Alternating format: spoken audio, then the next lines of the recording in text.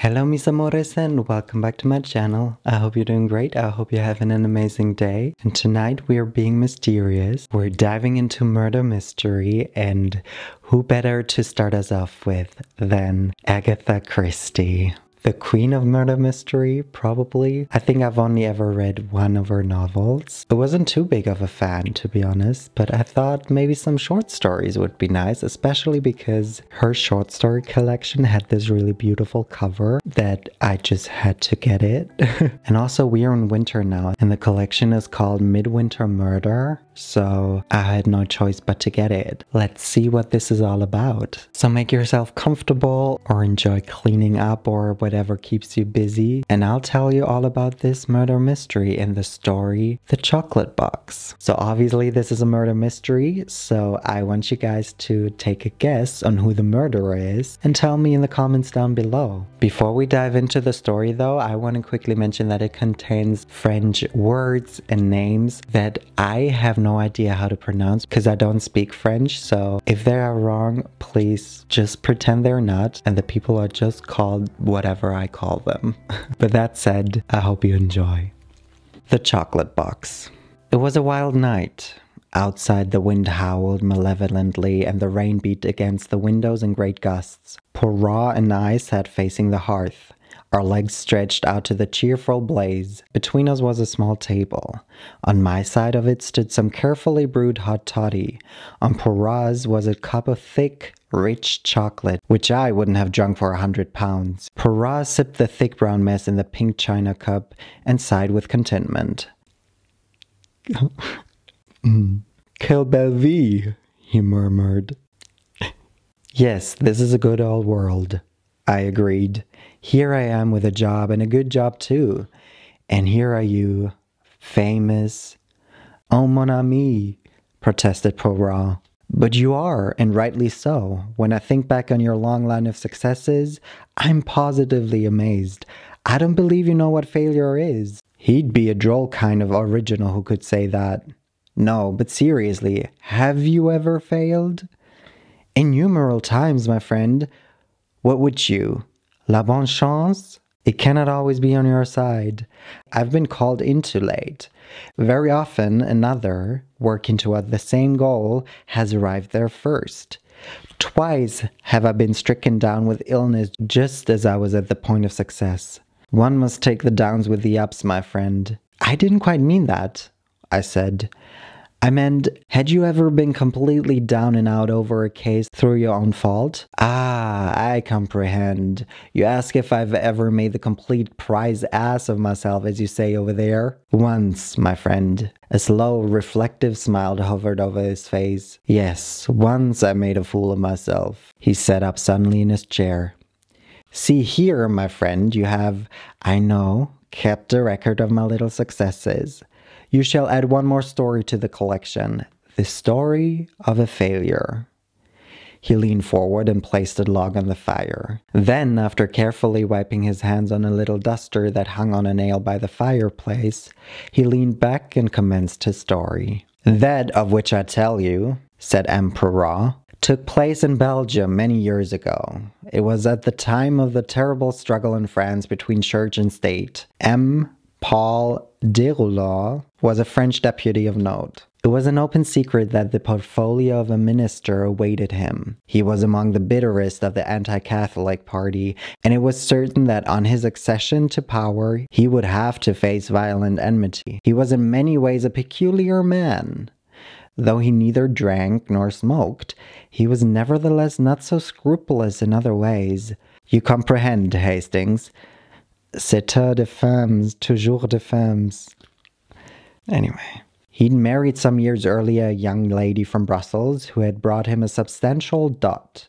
Undoubtedly, the money was useful to him in his career, as his family wasn't rich, though on the other hand, he was entitled to call himself M. le Baron if he chose. There were no children of the marriage, and his wife died after 2 years, the result of a fall downstairs. Among the property which he bequeathed to him was a house on the Avenue Louise in Brussels. It was in this house that his sudden death took place. the event coinciding with the resignation of the minister whose portfolio he was to inherit. All the papers printed long notices of his career. His death, which had taken place quite suddenly in the evening after dinner, was attributed to heart failure. At that time, mon ami, I was, as you know, a member of the Belgian detective force.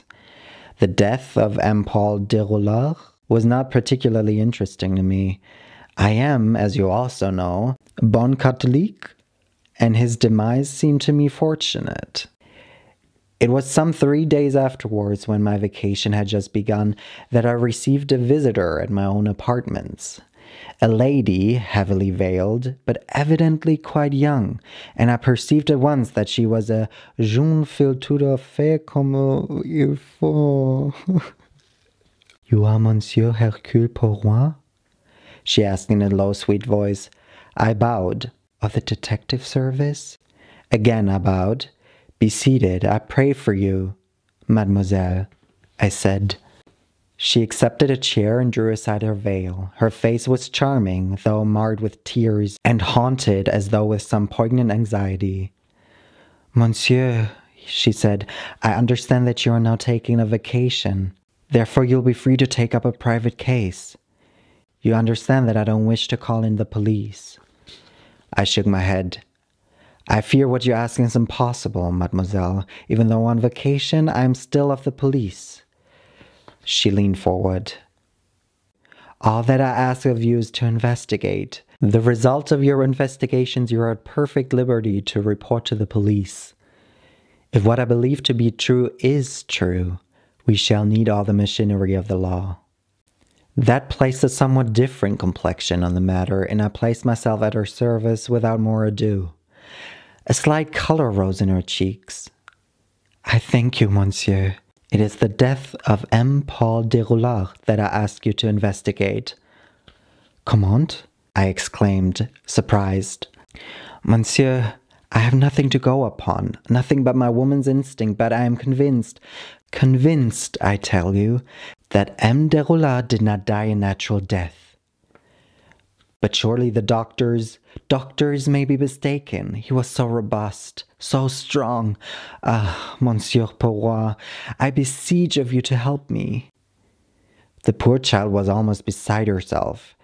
She'd have knelt to me. I soothed her as best I could. I'll help you, mademoiselle. I feel almost sure that your fears are unfounded, but we will see. First, I will ask you to describe to me the inmates of the house. There are the domestics, of course, Jeanette, Felice, and Denise the cook. She's been there many years. The others are simple country girls. Also, there is François, but he too is an old servant. Then there is Monsieur Déroulard's mother, who lived with him, and myself. My name is Virginie Mesnard. I'm a poor cousin of the late Madame Déroulard and Paul's wife, and I've been a member of the ménage for over 3 years. I have now described to you the household. There were also 2 guests staying in the house. And they were M. de Saint-Alord, a neighbor of M. Déroulard's in France, also an English friend, Mr. John Wilson. Are they still with you? Mr. Wilson, yes, but M. de Saint-Alord departed yesterday. And what's your plan, Mademoiselle Mesnard? If you will present yourself at the house in half an hour's time, I'll have arranged some story to account for your presence. I'd better represent you to be connected with journalism in some way. I shall say you have come from Paris, and that you have brought a card of introduction from M. de Saint-Alord. Madame Déroulard is very feeble in health and will pay little attention to details. On Mademoiselle's ingenious pretext, I was admitted to the house, and after a brief interview with the dead deputy's mother, who was a wonderfully imposing and aristocratic figure, though obviously in failing health, I was made free of the premises. I wonder, my friend, continued Poirot, whether you can possibly figure to yourself the difficulties of my task. Here was a man whose death had taken place 3 days previously. If there had been foul play, only one possibility was admissible: poison. And I had no chance of seeing the body, and there was no possibility of examining or analyzing any medium in which the poison could have been administered. There were no clues, false or otherwise, to consider. Had the man been poisoned? Had he died a natural death? I, Hercule Poirot, with nothing to help me, had to decide. First, I interviewed the domestics, and with their aid, I recapitulated the evening. I paid a special notice to the food at dinner and the method of serving it. The soup had been served by M. de Roulard himself from a tureen. Next, a dish of cutlets, then a chicken, finally a compote of fruits, and all placed on the table and served by Monsieur himself. Does the M mean Monsieur? Sorry. The coffee was brought in a big pot to the dinner table. Nothing there, mon ami. Impossible to poison one without poisoning all. After dinner, Madame de Roulard had retired to her own apartments and Mademoiselle Virginie had accompanied her. The three men had adjourned to M. de Roulard's study. Here they chatted amicably for some time, when suddenly, without any warning, the deputy had fallen heavily to the ground. M. de Saint-Alard had rushed out and told Francois to fetch the doctor immediately. He said it was without a doubt an apoplexy, explained the man. But when the doctor arrived, the patient was past help. Mr. John Wilson, to whom I was presented by Mademoiselle Virginie, was what was known in those days as a regular John Bull Englishman, middle-aged and burly. His account, delivered in very British French, was substantially the same. De Roulard went very red in the face, and down he fell, he said. There was nothing further to be found out there. Next I went to the scene of the tragedy, the study, and was left alone there at my own request. So far there was nothing to support Mademoiselle Mesnard's theory. I could not but believe that it was a delusion on her part. Evidently she had entertained a romantic passion for the dead man which had not permitted her to take a normal view of the case. Nevertheless, I searched the study with meticulous care. It was just possible that a hypodermic needle might have been introduced into the dead man's chair in such a way as to allow of a fatal injection. The minute puncture it would cause was likely to remain unnoticed, but I could discover no sign to support the theory. I flung myself down in the chair with a gesture of despair.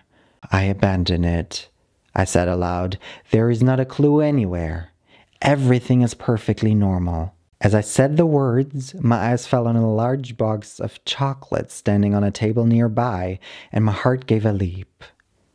It might not be a clue to M. de Roulard's death, but here at least was something that was not normal. I lifted the lid. The box was full, untouched. Not a chocolate was missing. But that only made the peculiarity that had caught my eye more striking. For, see you, Hastings, while the box itself was pink, the lid was blue. Now, one often sees a blue ribbon on a pink box, and vice versa, but a box of one color and a lid of another? No, decidedly. I did not see yet that this little incident was of any use to me, yet I determined to investigate it as being out of the ordinary. I rang the bell for Francois and asked him if his late master had been fond of sweets. A faint melancholy smile came to his lips. Passionately fond of them, monsieur. He would always have a box of chocolates in the house. He did not drink wine of any kind, you see. Yet this box has not been touched. I lifted the lid to show him. Pardon, monsieur, but that was a new box purchased on the day of his death, the other being nearly finished. Then the other box was finished on the day of his death, I said slowly. Yes, monsieur, I found it empty in the morning and threw it away. Did M. de Roulard eat sweets at all hours of the day? Usually after dinner, monsieur. I began to see light. Francois, I said, you can be discreet. If there is need, monsieur. Bon. Know, then, that I am of the police. Can you find me that other box? Without doubt, monsieur.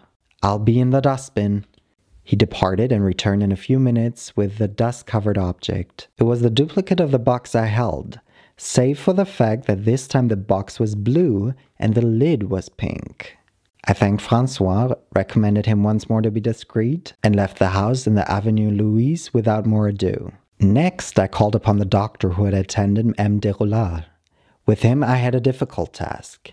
He entrenched himself pettily behind a wall of learned phraseology, but I fancied that he was not quite as sure about the case as he would like to be. There have been many curious occurrences of the kind, he observed, when I had managed to disarm him somewhat.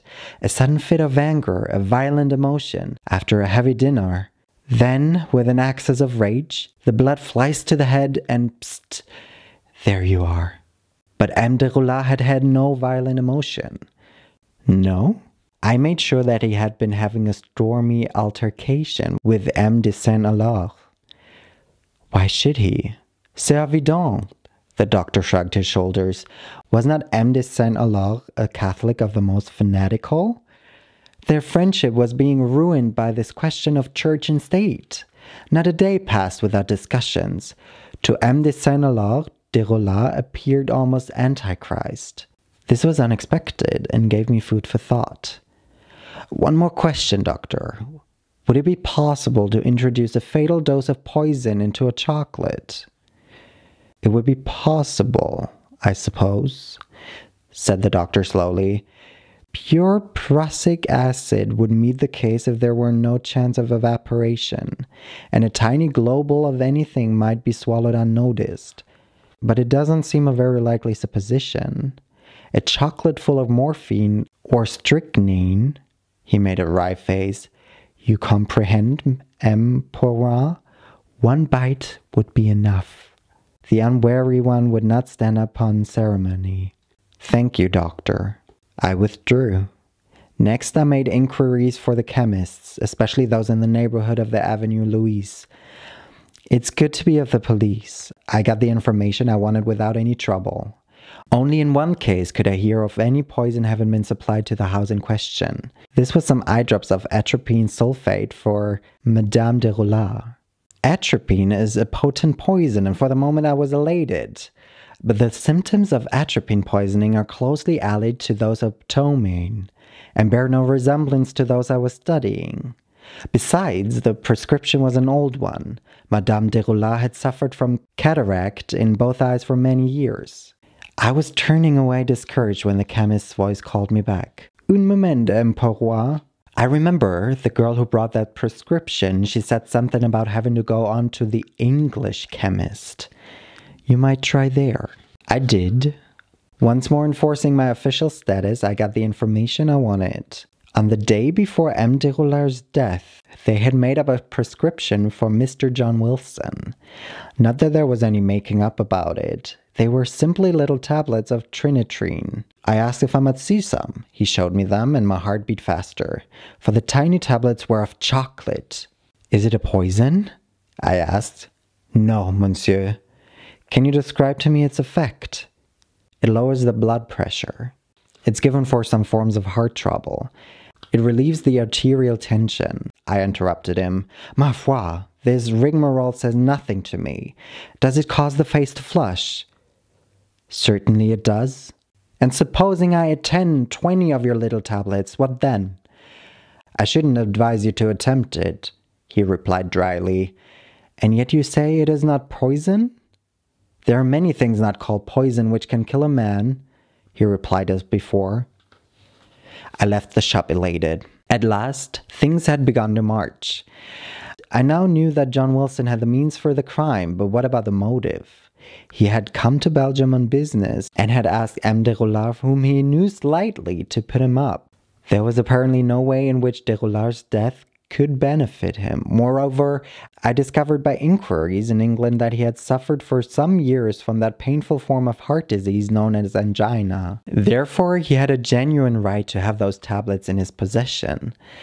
Nevertheless, I was convinced that someone had gone to the chocolate box, opening the full one first by mistake, and had abstracted the contents of the last chocolate, cramming in instead as many little trinitrine tablets as it would hold. The chocolates were large ones. Between 20 or 30 tablets, I felt sure, could have been inserted.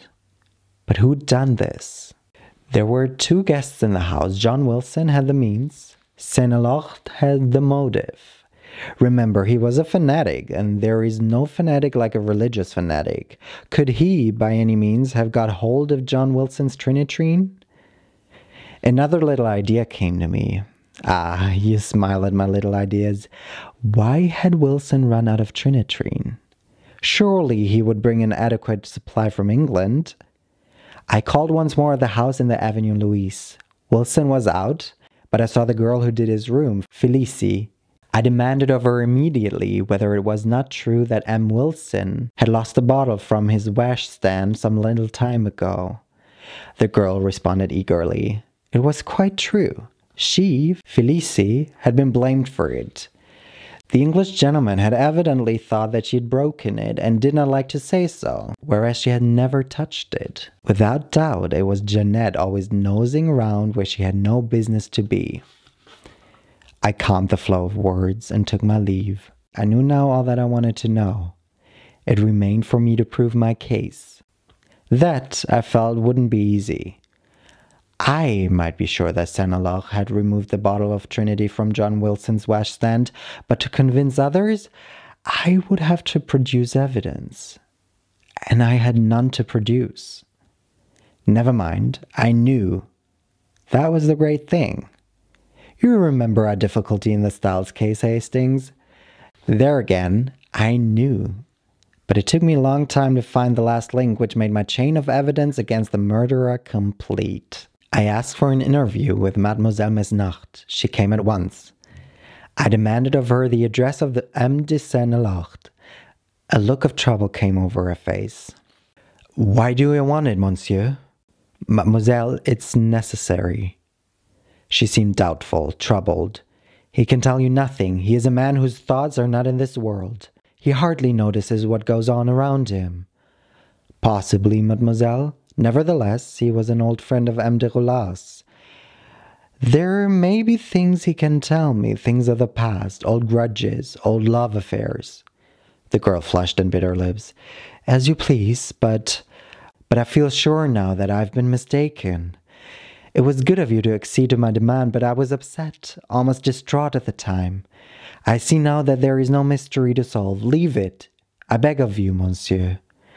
I eyed her closely. Mademoiselle, I said, it is sometimes difficult for a dog to find a scent, but once he has found it, nothing on earth will make him leave it.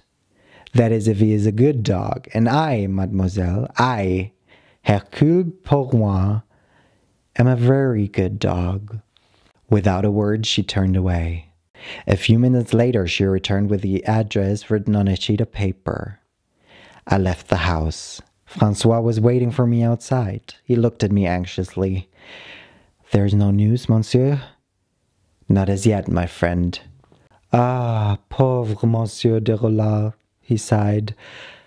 I too was of his way of thinking. I do not care for priests. Not that I would say so in the house. The women are all devout. A good thing, perhaps. Mademoiselle Virginie, was she très pieuse? Thinking of her tear-stained, passionate face I had seen that first day, I wondered. Having obtained the address of M. de St-Alloch, I wasted no time. I arrived in the neighborhood of his chateau in the Ardennes, but it was some days before I could find a pretext for gaining admission to the house. And in the end I did. How do you think? As a plumber, mon ami. It was the affair of a moment to arrange a neat little gas leak in his bedroom. I departed for my tools and took care to return with them at an hour when I knew I should have the field pretty well to myself. What I was searching for I hardly knew. The one thing needful I could not believe there was any chance of finding. He would never have run the risk of keeping it. Still, when I found the little cupboard above the washstand locked, I could not resist the temptation of seeing what was inside it. The lock was quite a simple one to pick. The door swung open. It was full of old bottles. I took them up one by one with a trembling hand. Suddenly I uttered a cry. Figure to yourself, my friend. I held in my hand a little phial with an English chemist's label.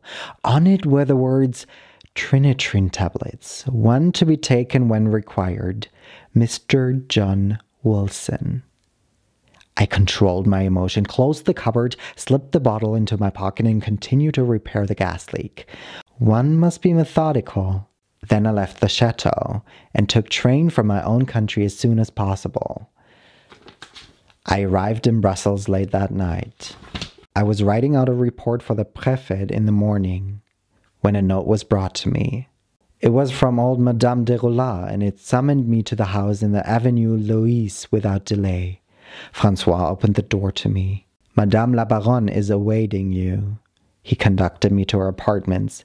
She sat in state in a large armchair. There was no sign of Mademoiselle Virginie. Emperor, said the old lady, I have just learned that you are not what you pretend to be. You are a police officer. That is so, madame? You came here to inquire into the circumstances of my son's death?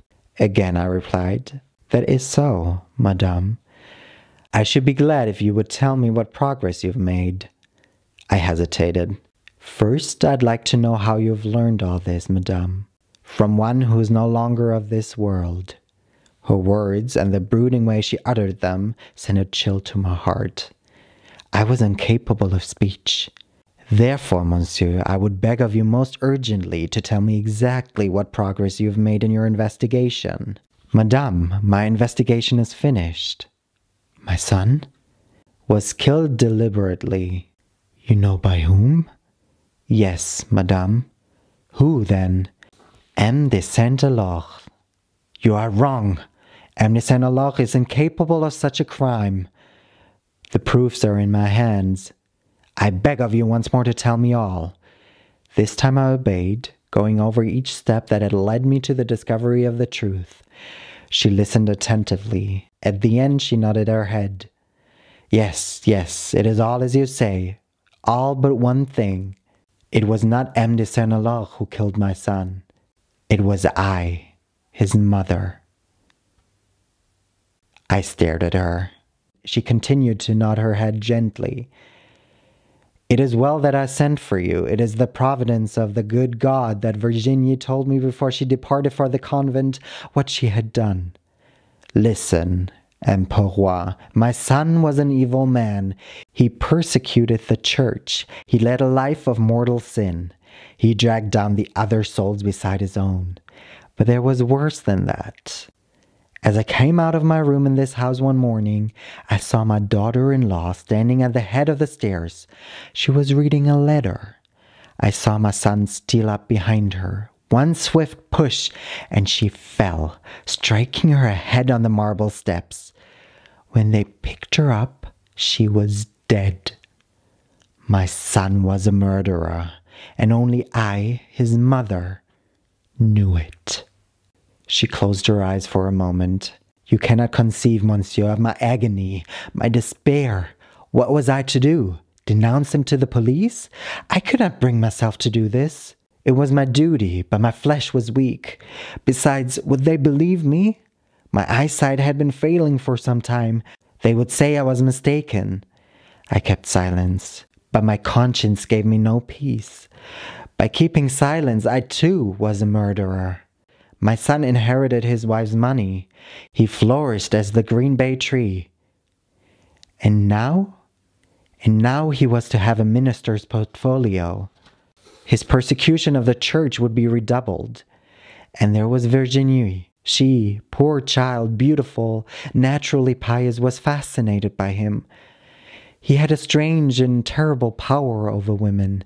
I saw it coming. I was powerless to prevent it. He had no intention of marrying her. The time came when she was ready to yield everything to him. Then I saw my path clear. He was my son. I had given him life. I was responsible for him.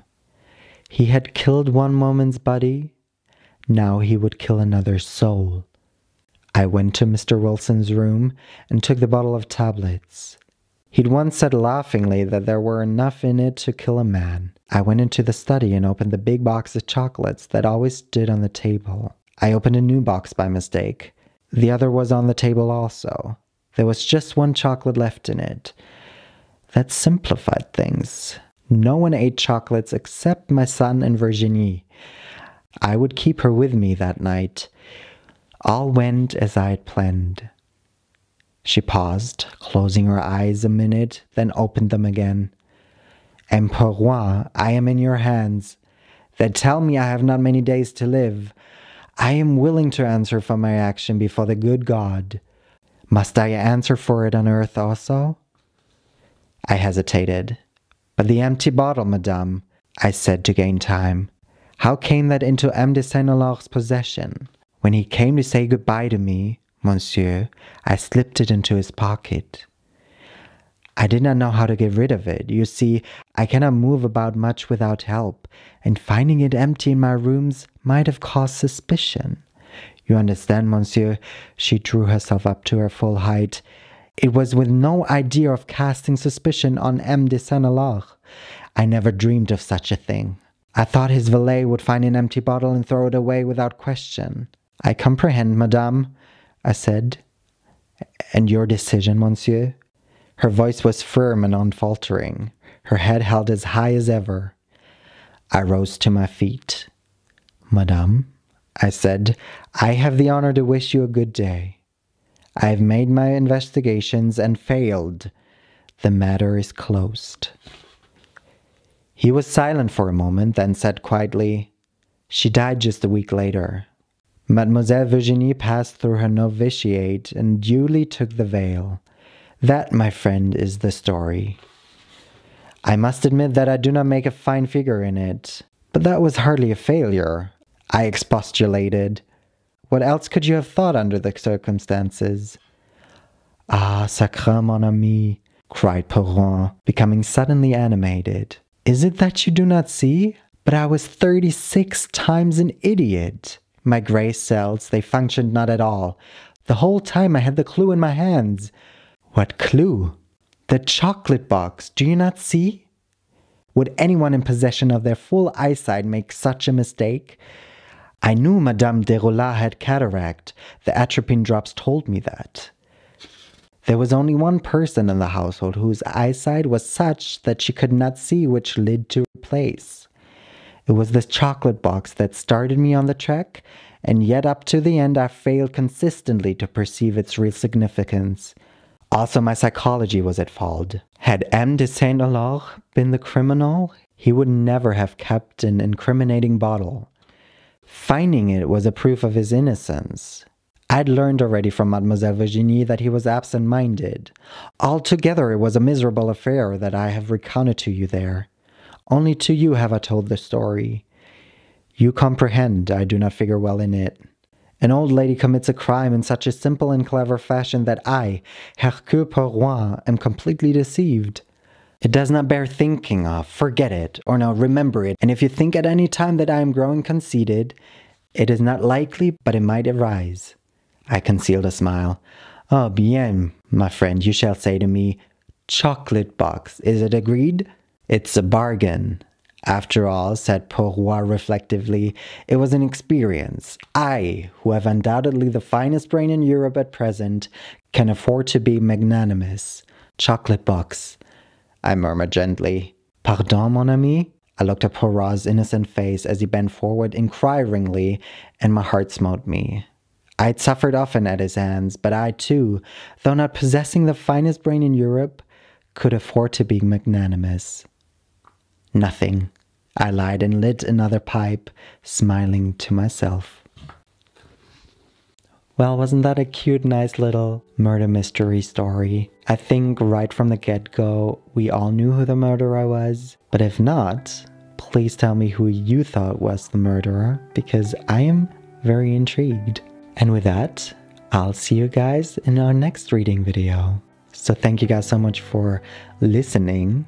Y entonces nos vemos la próxima vez. Y bye.